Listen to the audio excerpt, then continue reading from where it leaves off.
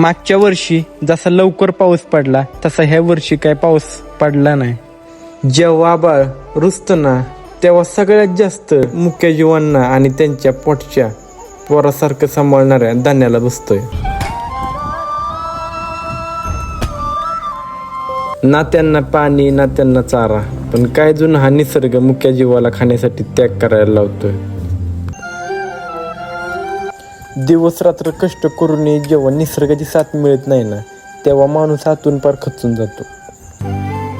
अरे देवा, त्या पशुपक्ष्यांना प्राण्यांना तुझ्या पुढे नतमस्तक होता येत नाही रे।